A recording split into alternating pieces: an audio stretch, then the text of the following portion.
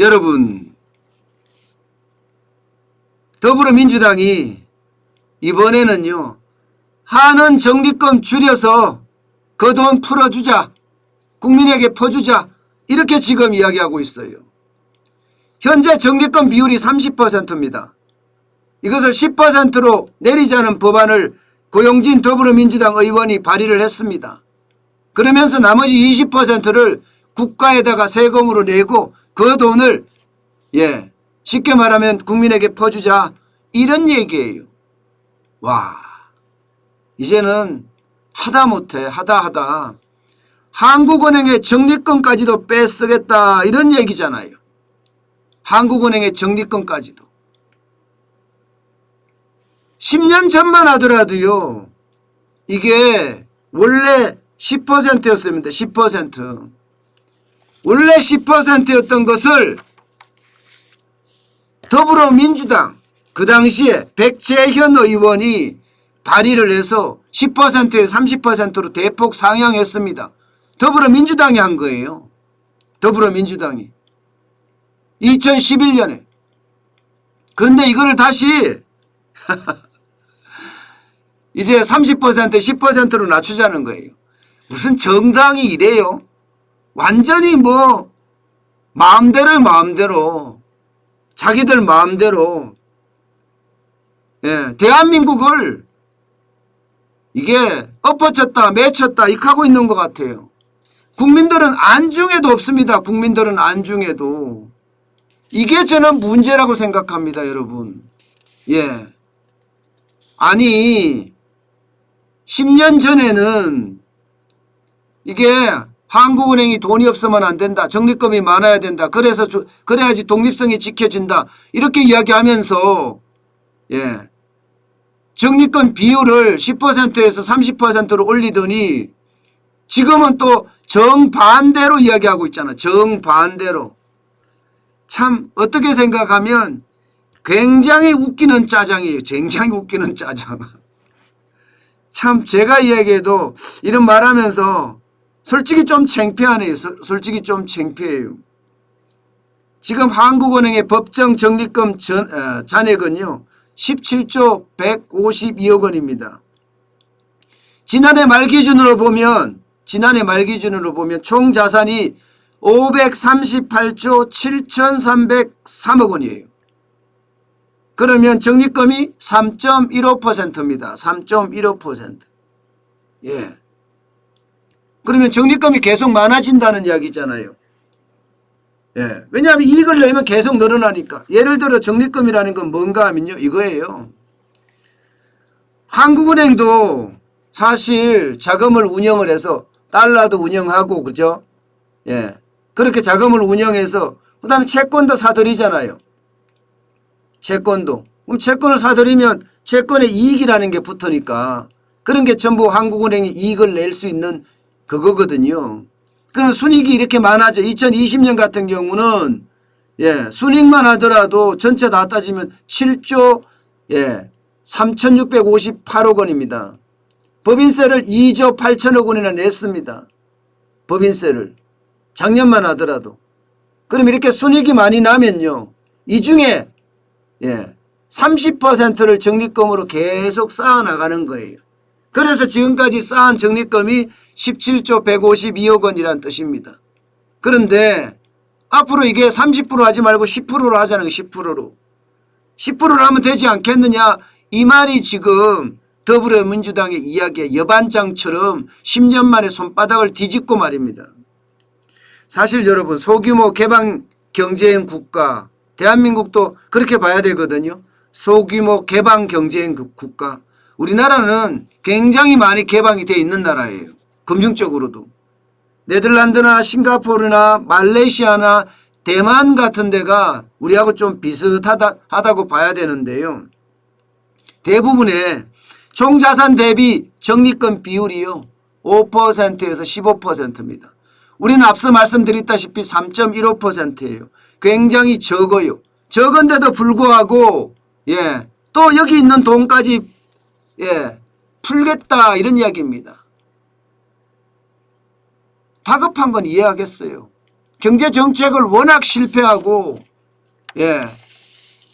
표값으로 국민에게 뿌리기를 얼마나 많이 했는지 나라 곳간이 바닥이 나버렸잖아요. 나라 곳간이.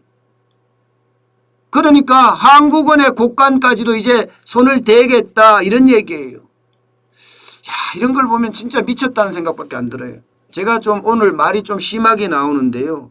그것도 그럴 수밖에 없는 게 이게 다 세금이거든요. 결국은요. 게다가 지금까지 뭐라고 했습니까? 한국은행의 독립성 했습니다.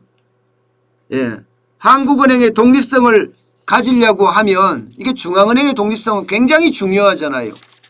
통화정책을 쓸 때 정부의 입맛대로 그렇게 가지 않으면서 시장을 객관적으로 합리적으로 과학적으로 보면서 통화정책을 쓸 수가 있다는 거거든요.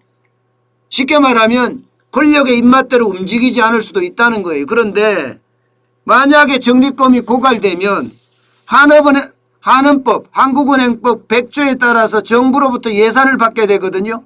그러면 통화정책의 어떤 중립성이 보장이 될까요? 보장을 받기가 쉽지가 않습니다. 정부로부터 받으니까 말입니다.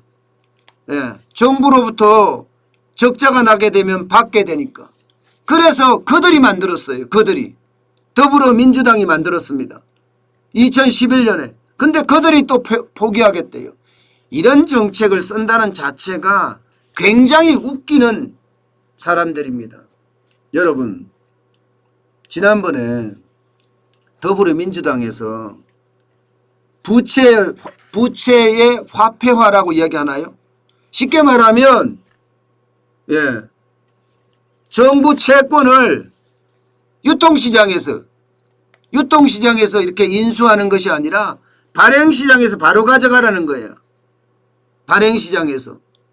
정부가 국채 발행하면 한국은행은 돈 찍어서 정부에 납품해라. 이게 말도 안 되는 거거든요. 쉽게 말하면 찍어서 돈 뿌린다는 이야기예요. 이게 베네수엘라에서 이렇게 하고 있는 거예요. 돈 찍어서 뿌리니까. 그러니까 어떻게 됐습니까, 여러분? 돈이 휴지 조각보다도 못해요. 빵을 살라 그러면 돈을 한 알음씩 안고 가야지 빵을 살 수 있는 거. 이게 돈이에요. 돈의 가치가 그만큼 없어지는 겁니다. 중앙은행이 마구 찍어낼 때 그런 일이 벌어지거든요. 마구 찍어내는 거라는 게 발행시장하고 유통시장 두 가지가 있는데요. 발행시장이라는 건 정부가 국채 발행하면 돈 찍어서 바치는 게 이게 발행시장이고요. 유통시장은 한국은행이 실제 시장에서 사는 거예요. 국가 채권을 시장의 기준에 따라서 사서 모으는, 이거는 유통시장에서 이루어집니다. 일반적으로는요, 전 세계 나라들이 이게 발행시장에서 채권을 가져가게 하지는 않습니다. 대부분의 국가에서는 법으로 금지하고 있습니다. 그런데 더불어민주당은 이거를 만들려고 해요. 저는 이게 만들어지면 진짜 결사 반대해야 될 것 같습니다. 반대할 겁니다. 그렇게 됐을 때는 부채가 화폐로 만들어지거든요. 부채가 화폐로 만들어져서 시중에 뿌려지는 순간 돈은 휴지 조각이 됩니다. 휴지 조각이. 그거를 볼 수는 없잖아요. 지금 더불어민주당은 거의 일당 독재 같은 그런 일을 하고 있다고 저는 생각을 합니다. 본인들이 만들었던 10년 전에 만들었던 법안까지도 지금 뒤집어 엎겠다 이렇게 생각을 하고 있고, 여기다가 정부가 채권만 찍으면 한국은행은 돈 찍어서 납품하는 이상한 모양새, 부채를 화폐화하겠다는 이런 것까지도 과감하게 지금 만들고 있으니 참 걱정됩니다. 베네수엘라가 따로 없습니다. 베네수엘라라는 말이 대한민국 플러스 베네수엘라라는 뜻입니다. 저는 그 어떤 때보다가 한국은행은 독립성이 보장이 돼야 됩니다. 권력에 기생되는 한국은행이 돼버리면 중앙은행의 중립성이 없어서 결국은요, 통화정책 자체가 엄청나게 휘둘릴 수도 있다는 것, 이거 굉장히 중요한 요소입니다. 도대체 대한민국이 솔직히 어디로 가는지 모르겠어요.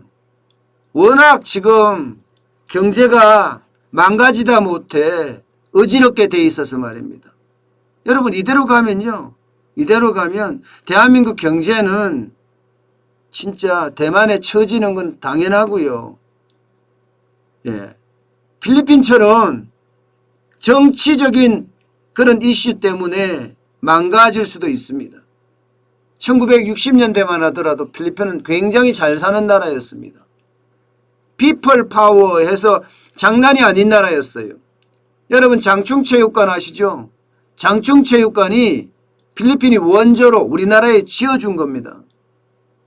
그 정도로 필리핀은 경제적으로 부강했습니다.